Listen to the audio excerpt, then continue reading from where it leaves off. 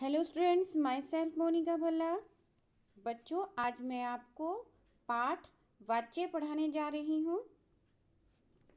बच्चों, वाच्य किसे कहते हैं, पहले हम ये पढ़ते हैं।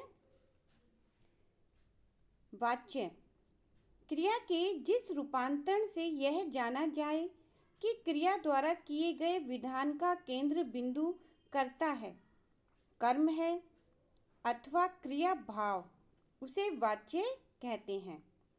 फिर से ध्यान से सुनेंगे। क्रिया के जिस रूपांतरण से यह जाना जाए कि क्रिया द्वारा किए गए विधान का केंद्र बिंदु कर्ता है, कर्म है अथवा क्रिया भाव, उसे वाच्य कहते हैं। वाच्य के 3 प्रकार हैं। पहला है कृतवाच्य, दूसरा कर्मवाच्य, तीसरा भाववाच्य।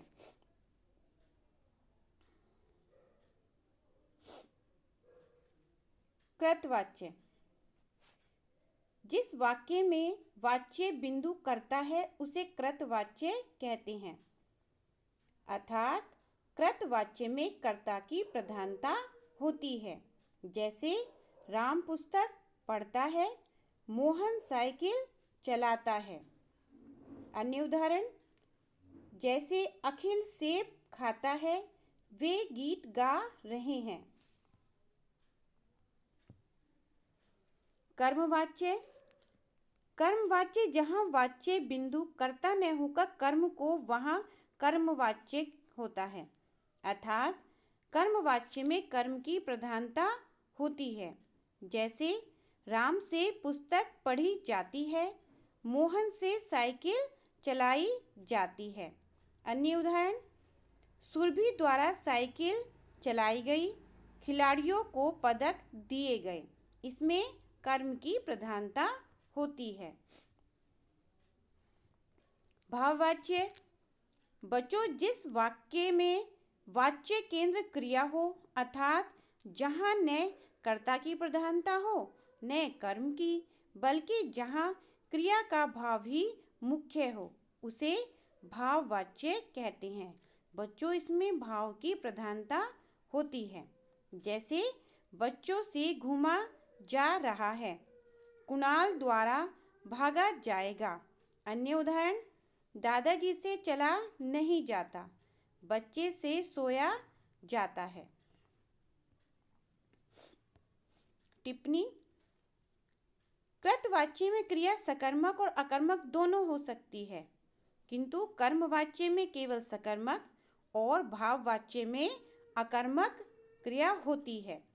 बच्चों, ध्यान से सुनेंगे। कृतवाच्य में कर्ता की प्रधानता होती है, कर्मवाच्य में कर्म की प्रधानता होती है और भाववाच्य में भाव की प्रधानता होती है। कृतवाच्य से कर्मवाच्य वाक्य परिवर्तन देखेंगे। जैसे सरोज पत्र लिखती है, इसे हम परिवर्तित करेंगे सरोज से पत्र लिखा जाता है। कृतवाच्य से कर्मवाच्य में परिवर्तित करना। बच्ची ने गुड़िया को सुला दिया, बच्ची द्वारा गुड़िया को सुला दिया गया। कृतवाच्य से कर्मवाच्य में परिवर्तित करेंगे। फिर से रोहन खाना नहीं खाएगा, रोहन द्वारा खाना नहीं खाया जाएगा। तो इस तरह से हम वाक्य को परिवर्तित करेंगे। कृतवाच्य से भाववाच्य में परिवर्तन करना है। मनीष बाहर सो रहा है, तो इसको हम ऐसे चेंज करेंगे, मनीष से बाहर सोया जा रहा है।